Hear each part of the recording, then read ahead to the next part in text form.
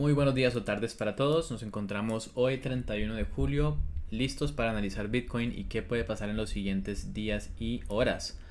Vamos a comenzar revisando, ya que este es el primer video que hacemos, el gráfico diario. En el gráfico diario lo que tenemos es un rango, y cuando nosotros tenemos un rango hay algunas metodologías que nos sirven mejor que otras. Cuando venimos en una tendencia tenemos lo que llamamos la metodología de Dow, o la teoría de Dow mejor, y cuando nos encontramos en un rango puede ser interesante considerar la metodología de Wyckoff. Cuando veníamos en este rango, yo me estaba planteando diferentes escenarios, puntualmente dos que se parecen bastante. Un escenario distributivo que parecería haberse empezado a confirmar cuando estábamos en esta fase de acá, en la que teníamos soportes que se iban perdiendo de forma constante, pero al final no termina siendo este escenario el posible. Por lo tanto, el segundo escenario ahora se convierte en el escenario principal, y es el de reacumulación. En este escenario de reacumulación, lo que nosotros vemos es que existe esta parte de aquí abajo que llamamos el spring, y básicamente es un evento de manipulación que nos permite dar cuenta de ese inicio de ese movimiento grande. El final de este movimiento al final termina siendo un movimiento un poco grande, exageradito, con el rango rompiendo hacia arriba. Básicamente ese es el escenario. Entonces, a la fecha, y ya llevamos algunas semanas con este escenario, los que me conocen del chat han visto que yo este escenario lo he mantenido hace algunas semanas, desde que comenzamos a subir aquí y no volvimos a retestear la zona. Básicamente consideramos que este es un escenario de reacumulación, porque en ese escenario de reacumulación, pues básicamente ustedes pueden ver que la gráfica se parece bastante, pero lo más importante a considerar es que cuando estamos ante un escenario de reacumulación de Wyckoff, cuando nosotros tenemos un nivel, esos niveles que comienzan a ser áreas de volumen importante, en este caso tenemos las siguientes, están acá. Estas áreas, una vez se tocan y se sobrepasan, ya no siguen sirviendo como resistencias, sino más bien como soportes. Es decir, que una vez que el precio sube, ya no vuelve a cerrar por debajo de ese nivel. Entonces, eso es lo que hemos visto, rompe el nivel importante en el que estábamos aquí, lo rompe sin ninguna facilidad. Venimos a la zona de 60 a 61, la rompe con total facilidad y no la vuelve a retestear. Viene aquí a 64 y la rompe, pero no la logra sobrepasar de nuevo, sino que le sirve de soporte. Y continuamos avanzando, y ahora nos encontramos en el nodo más importante de todo este rango, que es el de los 66,300. En esta parte del rango, lo que nosotros estamos viendo es que muy posiblemente estemos definiendo todo este escenario de forma muy pronta. Entonces, si este escenario se confirma, el de un spring dentro de una fase D y E de la reacumulación de Wyckoff, lo que estaríamos diciendo es que aquí tendríamos que romper este rango y hacer un retest a la zona para poder continuar subiendo. Ese sería el escenario principal que estoy planteando para el gráfico diario. Y por tanto, en el gráfico diario lo que estaríamos viendo es que esta zona no se debería perder, ya que estamos hablando que en un escenario de reacumulación estas zonas no se pierden. De hecho, ayer hizo un intento de romperla a la baja, y como podemos ver, pues no termina de cerrar por debajo. Eso es una señal que parece mantener mi escenario bastante viable, ¿vale? Entonces, mientras que no perdamos esta área de volumen importante que está aquí, de los 66,366 como tal, estaríamos considerando que este escenario sigue siendo el más probable dentro de mis análisis, ¿vale? En caso de que nosotros lleguemos a perder esa zona y a ranguear debajo de la zona, entonces en ese caso ya estaríamos hablando de algo totalmente diferente. El punto específico en el que el precio comienza a hacer rango determina si este nivel que estamos marcando aquí con rojito, que es el nivel de volumen importante, se convierte en soporte o en resistencia.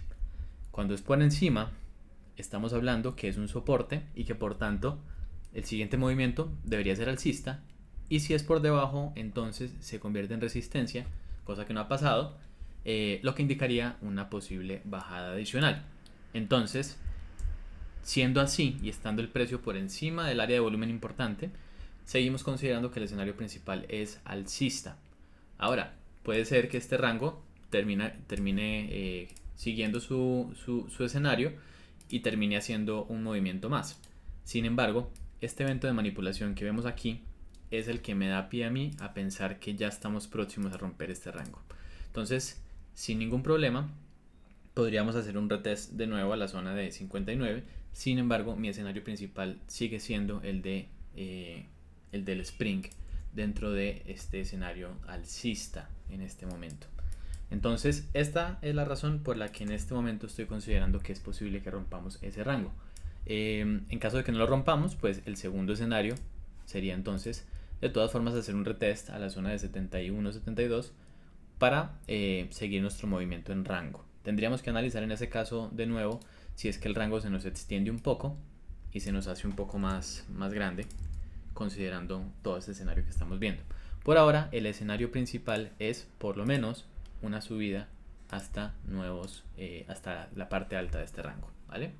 Consideramos que en un rango puede pasar lo que sea, es decir, que aquí tranquilamente se podría ir para abajo. Sin embargo, el hecho de que esté por encima del área de volumen importante, a mí me da cuenta de esa fuerza de movimiento alcista y de cómo esa área de volumen importante se convierte en soporte y no en resistencia.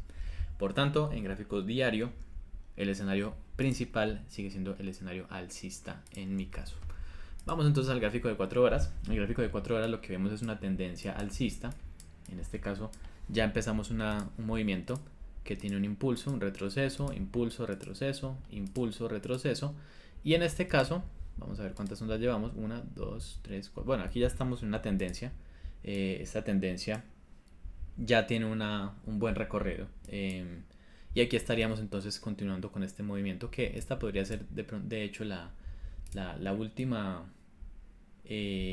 fase de esta tendencia, pero todavía no está rechazado este escenario. De hecho, si nos ponemos a revisar en el RSI, aquí nos encontramos con una posición en la que podríamos seguir subiendo sin ningún problema hasta prácticamente 74, sin entrar en sobrecompra, perdón.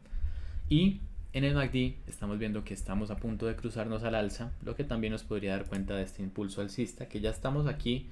Si nos ponemos a revisar y a poner un poquito más específicos, ya estamos viendo que aquí hay cierto desarrollo, ¿cierto? Vemos que aquí el precio para de caer y comienza a hacer una lateralización para continuar su movimiento. Entonces, en gráfico de 4 horas, pareciera que mantenemos esa tendencia, ¿vale? Esa tendencia alcista que nos permita este impulso. Ahora, vamos a gráfico de 1 hora. En gráfico de 1 hora, obviamente nos encontramos con lo mismo. Es una tendencia alcista, impulso, retroceso, impulso, retroceso, impulso, retroceso. Venimos de un retroceso y ese retroceso pues ya parece haber finalizado. Sin embargo, aquí en el MACD pues todavía nos da cuenta de que podría seguir un poquito más ese movimiento, es decir, que no descartamos que haya un mínimo más bajo, incluso a los 64.800 por ahí, pero el escenario principal sigue siendo el de 4 horas, es decir que como máximo yo me estaría especulando con un retroceso máximo a la zona de los 64.500, pero, y muy importante aquí, esta zona no se debería perder en el gráfico diario. Entonces, a partir de esta zona lo que estaríamos planteando es un movimiento al alza como continuación del escenario alcista del gráfico de 4 horas, ¿vale?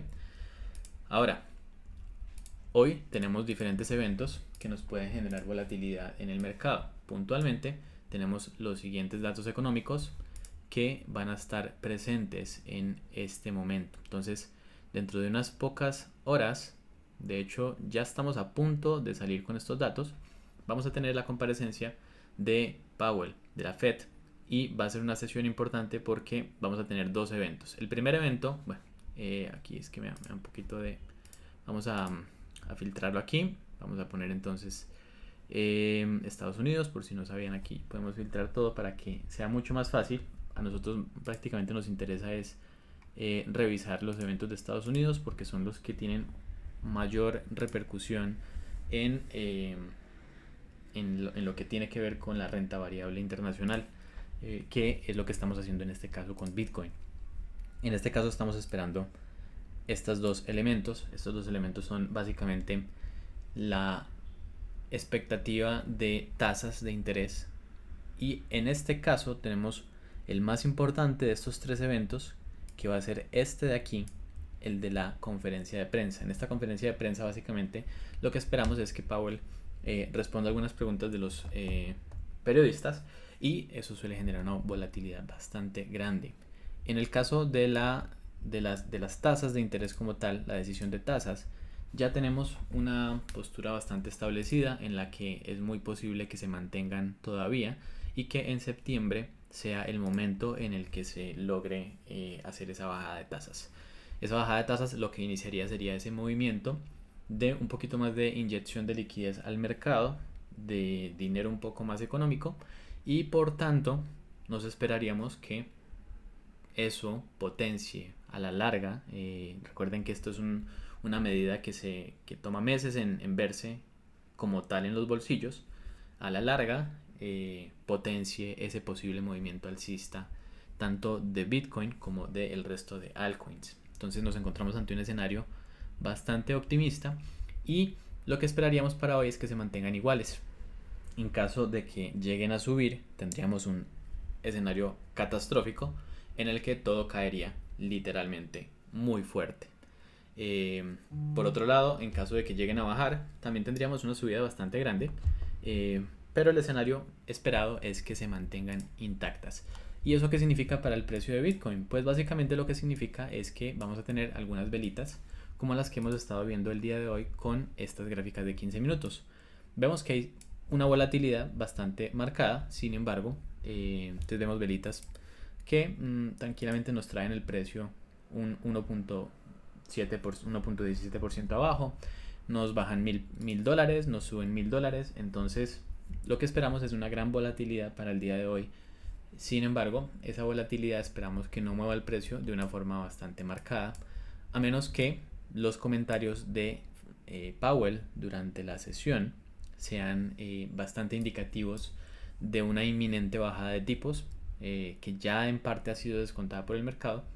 Entonces, considerando eso, lo que esperaríamos es que en caso de que sea muy positivo, pues subamos un poco, y en caso de que sea negativo, pues sí sería muy negativo, y cambiaría un poco entonces la perspectiva que tengamos para los gráficos de temporalidades mayores. Se mantiene de todas formas esa perspectiva de que nos mantenemos en ese rango. Como ya saben, mi expectativa es que rompamos en este caso. Lo digo básicamente porque tenemos un escenario en el que pronto va a haber elecciones en Estados Unidos. La renta variable en este momento ya está corrigiendo. El dólar en este momento sigue aquí en un rango, pero en este caso ha venido bajando, y esa bajada del dólar lo que nos indica es una posible subida de los elementos de renta variable, como Bitcoin, que es un elemento de renta variable. Recuerden que hay diferentes formas en las que los inversores invierten su dinero, y Bitcoin es un elemento de alto riesgo. Cuando estos elementos de alto riesgo son los que predominan en la mente de los inversionistas, pues cuando el riesgo es bajo para ellos. ¿Y cuando es bajo ese riesgo? Pues básicamente cuando las tasas son bajas, porque endeudarse es económico. Si yo me endeudo y logro una rentabilidad mayor a ese préstamo, pues es rentable, y si no, no. Entonces solamente me voy a arriesgar en caso de que las tasas sean bajas. Por eso la aversión al riesgo se nota muchísimo en esas decisiones de tipo.